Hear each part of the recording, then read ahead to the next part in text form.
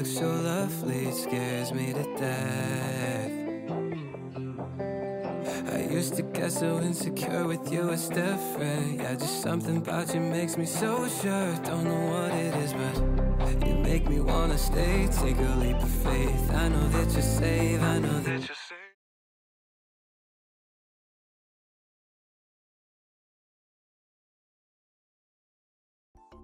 So mga lagan, it's me again, Doksami, and welcome to my channel. For this trip guys, ay pupuntahan natin ang Hanoi. Yes, so medyo grabe yung trip natin for Hanoi guys kasi ilang beses siya na-cancelled dahil sa mga bagyo and all. But today, we are finally going to Hanoi, Vietnam. And as usual, isasama ko ulit kayo sa aming travel from pre-departure to immigration and arrival sa Hanoi, Vietnam. And so without further ado, let's get on to the video. And maaga na naman tayo dito sa NAIA Terminal 3. Kasi naman maaga din yung flights natin going to Hanoi. Before mag-check-in, ay huwag kalimutang magbayad muna ng travel tax. Nakapag-online check-in na naman kami pero eto ay magre-reprint ako ng bag tag and also ng aming boarding pass. Finally, maaga din nag-open yung online check-in and eto na nga at magbabag drop na kami. Mabilis lang naman ang process and eto finally nakapag-check-in na kami and eto ay pupunta tayo sa immigration. Sa immigration naman, before papasok ay huwag kalimutang gumawa muna ng e-travel departure QR code. Guys, finally, it's official, we are going to Hanoi. So 4:20 AM pa yung boarding time natin. So we still have some time to just chill. And then we will talk about yung immigration process namin earlier. So balikan ko kayo later. Now for the immigration, ano ba yung mga kailangan? So number 1 talaga guys na i-consider nyo ay mag-fill out na kayo ng e-travel departure QR code.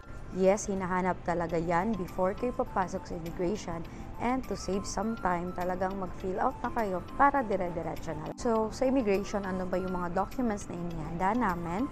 Yung mga basic documents guys such as valid passport, and then yung aming boarding pass, e-travel departure QR code, also yung hotel booking, yan. Kailangan nyo din ng return ticket kasi hanapin din yan. And eto po guys, need nyo din i-prove kung ano yung source of income nyo. Now, on our case, since nasa business category kami, dinala namin yung aming DTI and business permit. Case-to-case basis, eto guys, depende kung hahanapin ng immigration officer. Pero just in case nahanapin ay may maipakita kayo. So kanina sa actual immigration process namin, yung hinanap lang ay yung aming boarding pass and valid passport. Wala nang ibang documents ang hinanap sa akin. Yun lang talaga yung dalawa. Ngayon, may mga questions yung immigration officer sa akin. Number 1 is kung saan ako nagtatrabaho and then kailan yung palit namin. And yun lang talaga yung tinanong at hinanap sa akin and after that, diretsong tatak niya. So nagdedepende siguro yan guys kasi frequent traveler kami, like halos every month may travel kami kaya wala na silang ganong hinahanap at tinatanong. Alam nyo ba na pumasok kami sa loob ng immigration ng 12:18 AM and natapos namin lahat ng process from pagpila sa immigration officer and then paglagpas sa screening, like natapos kami ng 12:30 AM. Sobrang bilis lang. So now we are just waiting for our departure time. So second time ko na palang makapunta ng Vietnam and yung first na travel namin ay sa Ho Chi Minh. So basically first time ko pa din ma-experience yung place na pupunta natin which is sa Hanoi. If you're asking ano ba yung requirements sa Hanoi, wala na kaming ni-ready guys. Like wala talaga. So eto na nga, see you later pag boarding na namin kasi mag-chill muna kami.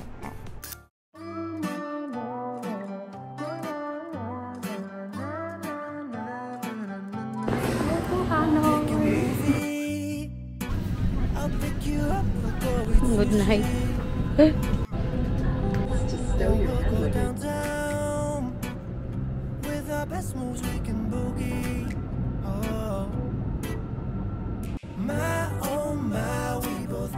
Yay! Touchdown Hanoi, Vietnam.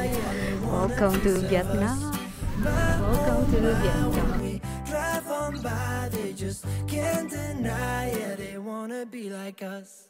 Na, na, na, na.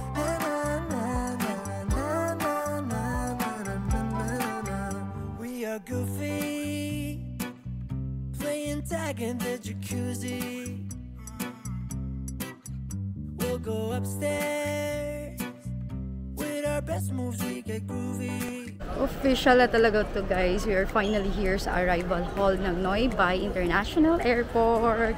And it's official. We are exploring Vietnam. So, eto na nga. Medyo natagalan kami sa immigration. Sobrang haba ng pila.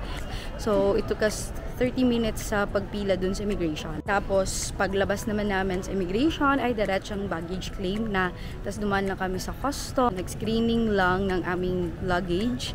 Ayan. And that's it. Tapos na. So, ito yung arrival hall, guys. Lumabas kami sa may exit A1. And dito makikita nyo, money changer, bilihan ng SIM card. If nagugutom kayo, meron din dito mga restaurant. Ayan. So, maliit lang yung arrival hall nila. Kaya hindi kayo mahihirapang mag-navigate dito sa Noi Bai International Airport. Side pala. Kasi nahanap yung Agribank, which is nasa left side siya paglabas nyo ng A1 na exit.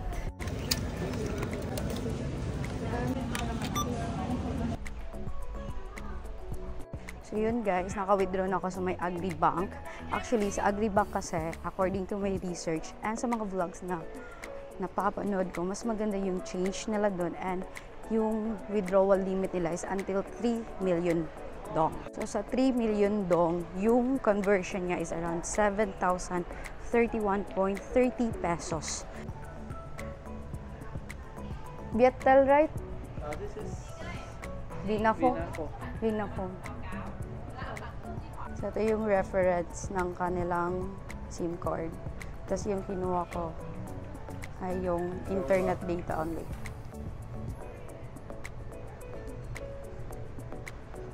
So now we have the money. Withdraw ako using our GoTime money. And then, meron na akong SIM card. Tapos na-explore na din natin yung arrival hall ng Noi Bai International Airport. Next natin gagawin ay mag-commute from here sa airport going to our accommodation. So sa aming accommodation guys, it is located sa my Old Quarter Town. If you did your research, alam niyo na nasa Old Quarter Town yung pinaka-ideal na place to stay here in Hanoi dahil malapit siya sa mga attractions and night market. You have two options kung paano mag-commute going to your hotel, especially if your hotel is located in Old Town. Number one, you can take the bus. That's the cheapest transportation from airport going to Old Quarter Town. Grabe, ang mura niya guys, like around 100 pesos. Nasa labas lang din dito sa arrival hall, makakasakay ka na ng bus. And number 2 naman, pwede kayong mag-taxi, which is medyo hindi maganda yung mag-taxi ka dito guys. And number 3, mag-private transfer kayo. You can book sa Klook ng private transfer. It's cheaper naman. Hindi kami nag-book kasi like neto, gusto ko mag-explore ng airport. So, okay lang sa amin na walang mag-antay. But if you want na sure na talaga yung inyong transfer from airport going to hotel, you can book sa Klook. And of course, use my code DOCSAMIKLOOK. And ito yung gagawin namin kasi mas convenient and sakto lang yung price. We will book a Grab ride from airport going to our hotel. So nga guys, let's go outside. Welcome to Hanoi, Vietnam. Time check, it's around 9 p.m. 9 a.m. na pala. Ayan, so lalakarin lang namin kung saan kami mag-aantay ng aming Grab. Let's go! Way dyan yung taxi lane guys, pero if gusto nyo sumakay ng bus, merong bus number 86 dyan lang sa tapat. Ayan, yan yung murang transportation from airport going to Old Quarter. So dyan kami lumabas sa arrival A1, and eto mayroon silang mga pillar pala yung tawag nila sa parang sa ating bay. So dito kami ngayon sa may pillar 8 kasi dito kami susunduin ng aming Grab car. Yung Grab car guys, oh. Yan. So we paid around almost 700 pesos or eto 267.280 dong. Medyo malayo pala talaga yung Old Quarter from airport, like nasa 21 kilometers siya. So for me as a tita and gusto makasave ng energy, sulit na yung 600 pesos na Grab ride going to our accommodation kasi almost an hour din yung biyahe niya.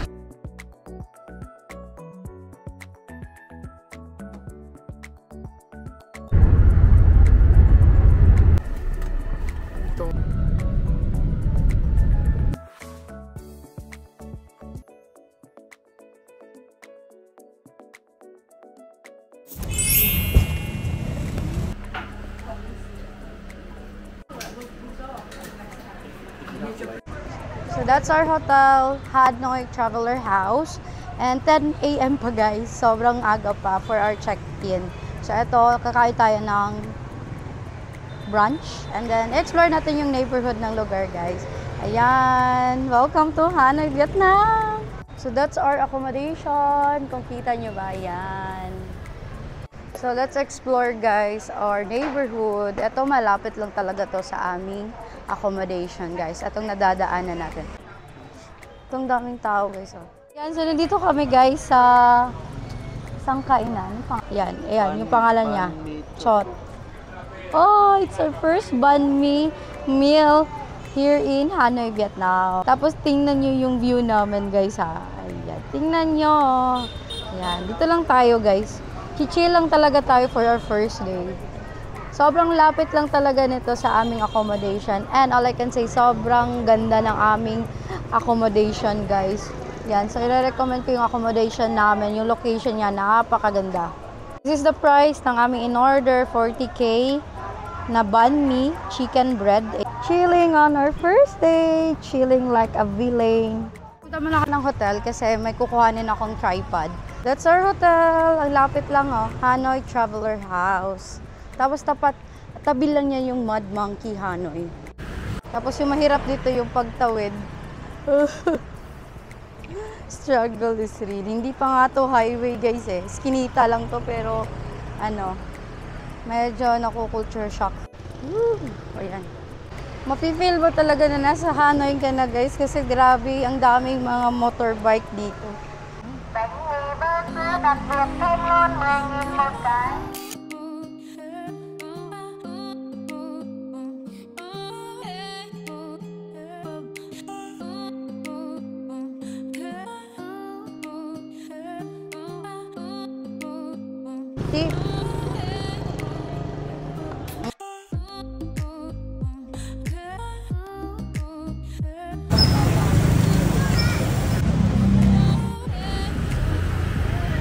Lunch?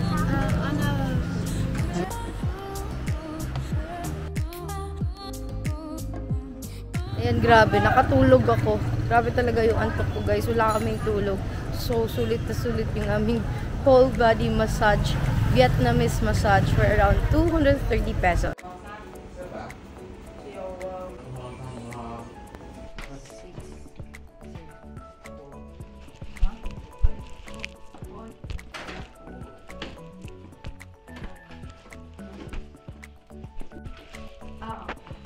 Thank you. Grabe, ang laki ng kwarto namin, guys. And we are finally here sa aming kwarto. Again, 2 p.m. pa yung standard check-in time. And 12:42 p.m. Eto na nga, andito na kami sa aming room. Buti na lang, ginrant nila kami ng early check-in kasi grabe nakakaantok na. And eto na, i-room tour ko kayo sa aming kwarto dito sa Hanoi Traveler's House. So that's the door. And then, makikita mo itong napakalaking cabinet. Ito yung way. My hallway going to the bed. Pero ito muna. Ayan. Yung toilet namin. By the way, WC din yung tawag nila sa toilet. Ayan. May sleeper and towels. Meron din dito. Ayan. Toiletries. Tapos, malaki yung toilet. Ayan. May mirror, TV, and our bed. Ang laki ng kwarto, guys. Tingnan nyo, ang laki ng kwarto. Ayan, kung gaganyanin ko, napakalaki talaga ng kwarto. So, yung view is eto. Ayan. Dito may lagayan ng mga luggage. Tapos dito may table. Pwede kaming kumuha daw sa baba ng coffee and tea. Merong free water heater. Ayan. Ayan. Yan, so yung name ng aming hotel ay Hanoi Traveler's House. And nabuko siya sa Agoda. Napaka-swak ng price niya, guys. Like as in, good for 2 packs for 5 days with free breakfast. Ang nabayaran ko ay 7,200. O diba, napakasulit. Considering sa sobrang laki ng room namin, guys. And may free breakfast. Like as in, trip na trip ko talaga yung nabook namin. Share ko lang din, guys, naka-free cancellation sila at meron silang pay at the property option. Kaya, ito talaga yung bet ko. Kasi alam nyo ba, twice nang na-cancel yung aming Hanoi trip dahil sa bagyo. As in. And then, buti na lang talaga, meron silang free cancellation.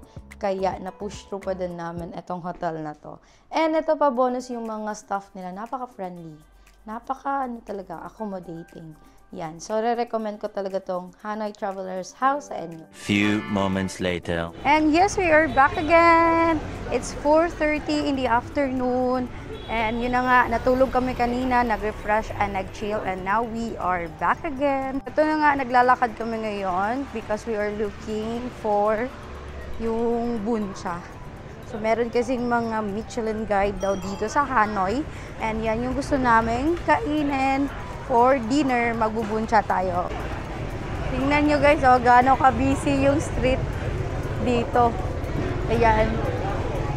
Ang daming dumadaan na mga motorbike, tapos ang daming tao.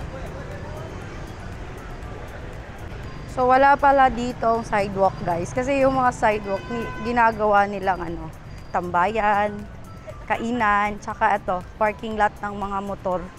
Ayan. So, usually yung mga tourists naglalakad, dito na lang talaga. Ito yung spot. Yan. Tapos, tingnan nyo, ang daming mga motorbike. Kaya, if you're here, be vigilant and then, observe talaga kayo guys. Kasi gaya niyan. Hindi nyo mapapansin sa sobrang liit lang ng lakaran dito sa kalsada.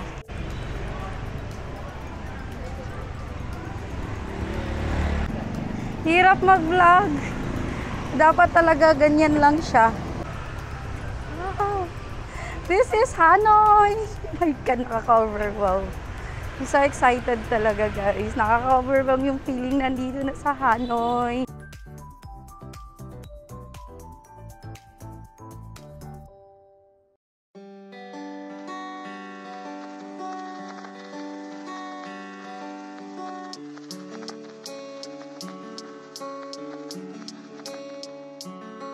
So, nandito na kami sa may Buncha Dak Kim. Yan, dito kami kakain ng aming early dinner and it's one of the most recommended na kainan ng Buncha dito sa Hanoi.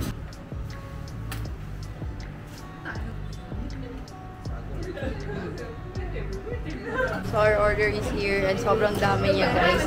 Good for 2. Like, one serving or single serving is 120,000 dong. And sobrang dakmi niya. Sobrang laki ng serving. Sulit na sulit. This is what we ordered. Ayan. This is the meat. And then may mga vegetables. Etong noodles. Tapos may spring roll pa siya. Yan. Ito, sabi ni ate, lalagay daw dito lahat. Ang laki ng serving guys. Tapos yung drinks ko ay plum juice. Oh.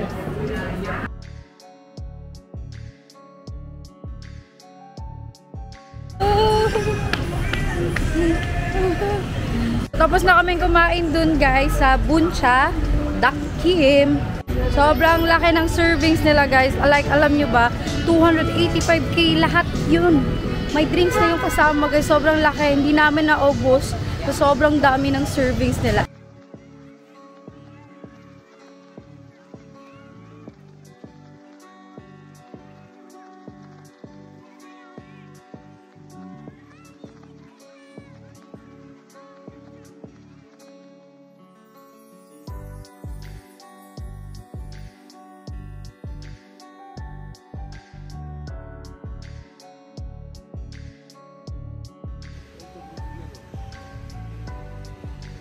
Ito guys, malapit na kami sa may St. Joseph Cathedral. Ayan. So, habang naglalakad, we are enjoying the view guys and yung mga ganitong vibes. Yes, medyo maingay talaga. Pero, chill vibes lang naman dito. Yun nga lang, need mo talagang bantayan yung mga motor na dumaraan. Alam niyo ba yung bag guys? Yung nasa baba. Yan. 400 dong yan or 1,000 pesos mahigit. Yan, nasa tapat.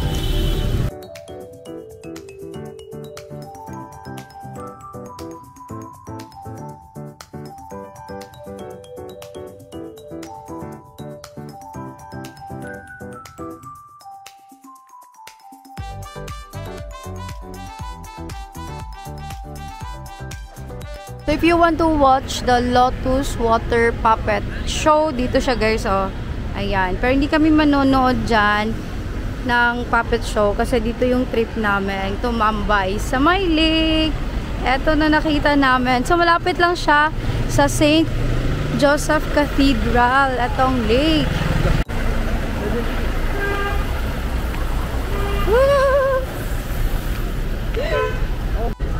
Wow, I so love the vibes here.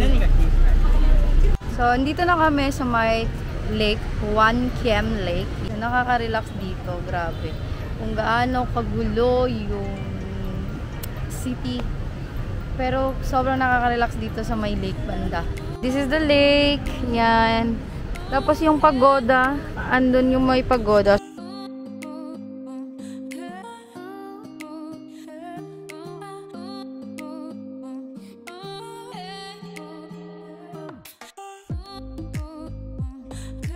So today is Sunday guys, kaya pala ang daming tao ngayon sa lake. Grabe, ang daming turista dito banda guys. Ayan. So 6:30 PM na, maliwanag pa. And today maganda yung panahon dito sa Hanoi.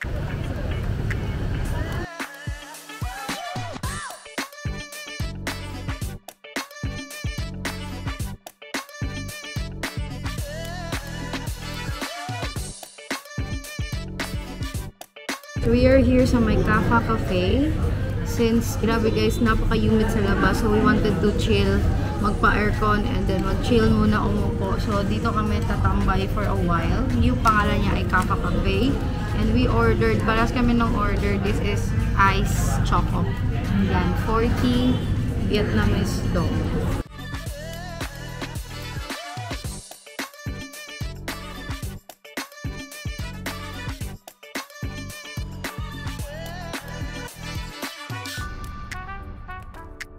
So we are done chilling sa my Kafa Cafe and now we are going back to our hotel kasi need namang magbawas ng isa dyan. Umuulaw siya. Yes, ganyan talaga every travel guys. Ako constipated ako every travel. Siya naman, grabe. Basta. So ito, babalik muna kami doon and since maaga pa, lalabas ulit kami. Pero yes, uwi muna kami sa aming hotel. Mabubusog talaga yung mata nyo dito guys. Grabe. Everywhere may mga kainan, everywhere ay may mga bilihan. Yan, mga damit, souvenirs, and all. Pwedeng mga spa dito. Kung gusto niyo magpa-body massage and all, meron ding available. Yan, ang sarap mag-stroll guys. Actually, ang sarap lang tumambay. Yung nakaupo ka lang sa ganyan. Tapos titingin ka lang sa mga ano, sa mga taong dumadaan. Hala, yan pala yung famous na cafe guys, yung Bangkok Cafe. Yan. Yan yung Bangkok Cafe. Ito na daanan namin. Yan, so it's one of the spot na you should visit here in Hanoi. And now nadaanan namin siya kasi Instagrammable siya. Ang ganda niya. Tingnan nyo.